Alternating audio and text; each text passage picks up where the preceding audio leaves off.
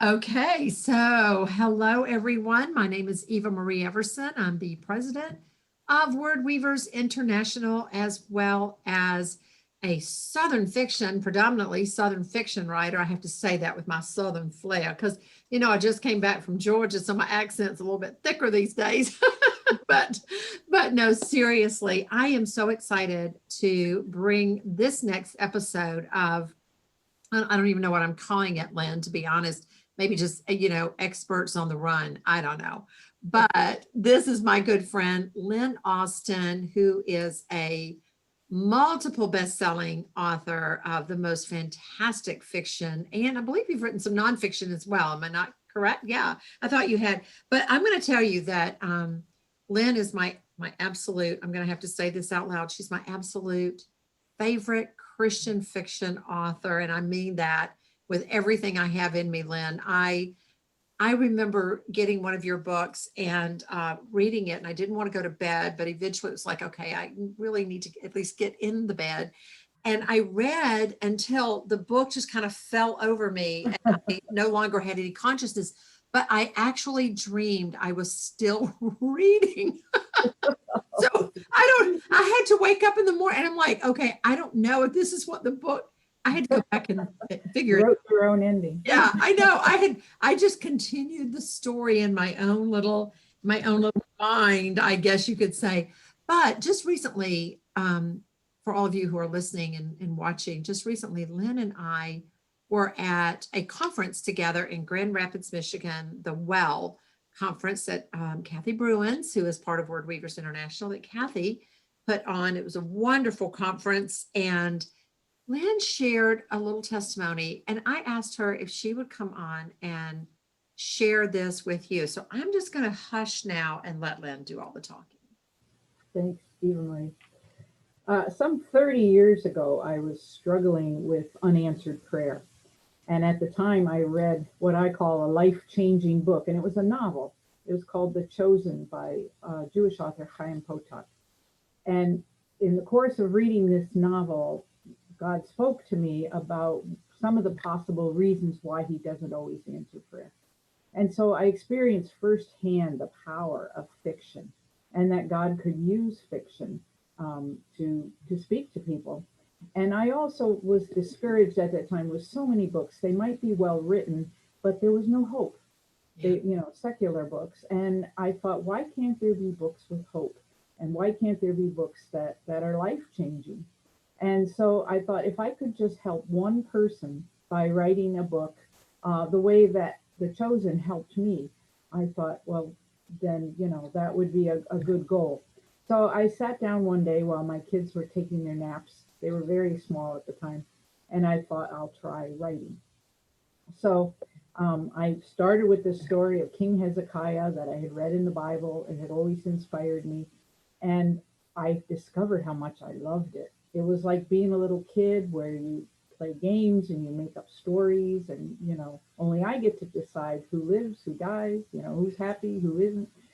And it was just so much fun for me that I knew I wanted to keep writing and keep going. So time went on, and God just opened a lot of doors to like a very good writers critique group, like we Word Weavers, and I discovered how beneficial it was. And so I kept writing, and I started going to writers' conferences, and I got to the point where I would send my manuscript out, and you get it back. And back in those days, you didn't have an agent, and you had to do everything yourself. And also, you had to print the whole thing out, and it was the old-fashioned kind with you had to tear off the little perforations along the side. So I started sending my manuscript to various publishers and getting it back and sending it out and getting it back. And I finally had a publisher said, "We like your first chapter in your proposal, send the whole manuscript." So I sent the whole thing. We were living in Canada at the time. And it was a long wait. And every now and then I'd hear from the publisher that it passed this committee and it passed that committee, but had to keep going. And finally they said, you should be hearing any day. Now this was almost a year's time that passed since I first sent it in. And so I'm waiting by the phone. Back in those days, the phone was hooked to the wall, so you couldn't go anywhere with your cell phone. And I'm waiting every day for this phone call to find out if my manuscript was published. And instead, the doorbell rang, and it was our mail carrier, and he had a big plastic garbage bag with my name and address taped on it. And I thought, who's sending me garbage? I don't have enough of my own. Somebody's mailing me more. But I opened it up, and inside was my manuscript, and it was all, all 400 or 500 pages were just up in the air. Some of them had footprints on them. Some of them had tire tracks on them. And I'm digging through this mess, wondering why my manuscript came back this way. And the box had burst open, and the box was in there, and somebody had very kindly put it in this garbage bag. And in the bottom of the pile of all these pages was a letter from the publisher saying, "We're sorry, but we've decided not to publish your book after all." And I was just so discouraged, if you can imagine. It's bad enough getting your manuscript back rejected after a year, but the garbage bag just sort of seemed prophetic to me. I thought, well, and I gave up. I thought even if I mailed it off, printed another one and mailed it off to a publisher the next day, I'm waiting another year. So I just didn't, I was so discouraged. Yeah. So I took a teaching job. My kids had grown up by then enough to be in kindergarten, and I went back to teaching. But God has a way of pulling you back. If you ever read the book of Jonah, Yeah. you start going in the wrong direction, bad things happen. And this was one of the most stressful jobs I ever had. I was in the doctor's office 3 different times with 3 different ailments, and the doctor said, "This is stress related. Are you under a lot of stress?" So after that year, I knew, okay, I'm headed in the wrong direction. And we moved back to America at that time, and I decided, okay, I'm going to try writing again. And again, sending it off and getting it back and sending it off until finally it sold after 11 years from the time I first sat down writing. So I guess my message to struggling writers is just don't give up. I think about what would have happened if I had given up, and also trust his timing. Because when I did finally get that book contract, I saw how much work it was, and it turned into a 5-book series. I would have had to give my kids up for adoption because I couldn't have kept writing, at that pace with small children underfoot. So the book that ended up my garbage bag book is this, Gods and Kings, and it was finally published. And what I didn't bargain on was how God is able to do so much more than we can imagine. This is a copy of it in Afrikaans. It has now gone into like 11 different languages.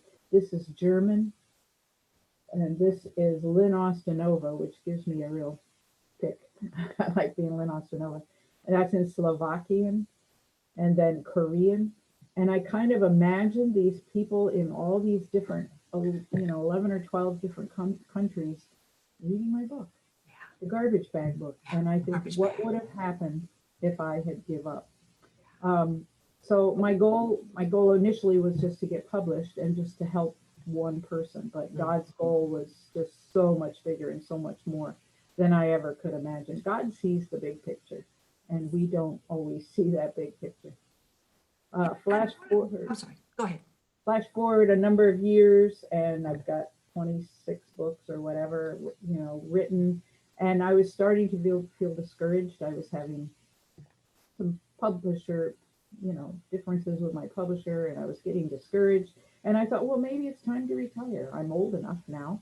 And so I sincerely prayed, and I said, God, show me if I should retire now. And he very kind of, when you make prayers like that, you kind of wish he'd send you an email or a letter in the mail, with a clear answer. Well, this time he actually did send me a letter in the mail. And I was very surprised to see that the return address was a prison. And so I opened the letter, and this is, in the beginning of the letter, it had a quote from my book, Until We Reach Home. And the quote is this: "By trying to end my life, I was saying that I knew more about the future than God did. I was taking my life into my own hands when sovereignty over my life and death belongs to him." That's from page 300 of my book. And then the letter says, "For whom it may concern, These are the words I read this very early morning that I shall never forget until the day I die. The words reached one of the darkest places in the country where very little light is seen, jail. And she explains how she was just getting ready to graduate from college. She worked part-time as a bank teller, and her boyfriend talked her into trying to rob the bank. And they got caught, and now she was in prison facing up to 40 years in jail. I cannot state what the intent of the author, Lynn Austin, was when writing this book, but if her goal was to reach at least one person, changing their lives, she succeeded. These words will forever be on my mind, especially during the darkest days of my young life, and shared with others when they have seen better days. I mailed this letter to the publisher in the hopes that it would be delivered to the right person. The right person is anyone who has a doubt that their work is meaningful. I one day wish to make the world a better place, one person at a time. Thank you for influencing my life. Wow. So I took that as a sign that I probably shouldn't quit. But, Yes. you know, And coming full circle, how one book changed my life. And you don't always get, your books probably do change lives and have an influence. You don't always get, a very clear letter saying how such a clear letter. but God was very gracious to do that. Yeah. So I guess my message is don't quit. Keep going. Yeah, absolutely. Yeah. He has a purpose for everything we write, and we may never know what it is, but yeah. Well, and then let me just say that, it's so stunning to me when you say it was 11 years. 11 years. I mean, that's like more than a decade. So, if I'm not mistaken, I mean, your children were obviously much older, but if they had just gotten into kindergarten, then nearly grown, if not grown by that point. And you just think about everything that happens in an 11-year span. And that's how much time you were waiting. What's amazing too is that, and I hope that the listeners grabbed this, that you had received those letters, because I go back that far as well. Not so far that you had to I remember those perforated sheets, but no, mine were at least, I didn't have to tear anything, but I do remember the self-addressed stamped envelope and mailing things off in little boxes, and, because that's what you had to do. And then just waiting, and sometimes they just tossed it and you got that letter in the mail. But just to think that you had gone through this, it's looking good, it's looking good, it's looking good, to a trash bag. Trash bag. Yeah. And the letter in the trash bag from the publisher, it said, we can't publish it at this time. That's all I saw.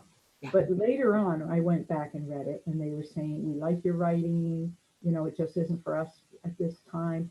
And, you get those letters and you're discouraged, but read the fine print, Right. The fact that it gets a certain far, or they like it, or they say, we like your writing, could you revise it? I mean, these are all, that's great news. I didn't take it as that, but yes. And I always say it's not no for me. It's yes, which means it's yes for somebody else, but we don't always see it that way. And I do want to go on to say for everyone who's listening that because Lynn will not toot her own horn. I know she won't, but Lynn has won so many awards with her writing that they actually have cut her off from being able to submit her work. And if I'm lying, I'm dying, and I'm sitting up, I'm telling you, this is the truth. She has won. So I know the Christies, you won so many that they were like, you're done. You're like a lifetime winner. You can't enter your work anymore. Wasn't there one other that was like that? I can't think of what it was now. It's I have them all here in my office. Yeah. Yeah, it's gone. Yeah, it just went right out of here. Yeah, I'm sorry, Lynn Austinova, but you cannot enter this contest anymore. So yeah, that's how many awards her work has gone on to receive. And again, I thank you so much for sharing this. I know that at least one person who is going to watch this video is going to say, I needed to hear that. And my guess is more than one person. So I'm going to end the recording now. Lynn, don't go anywhere.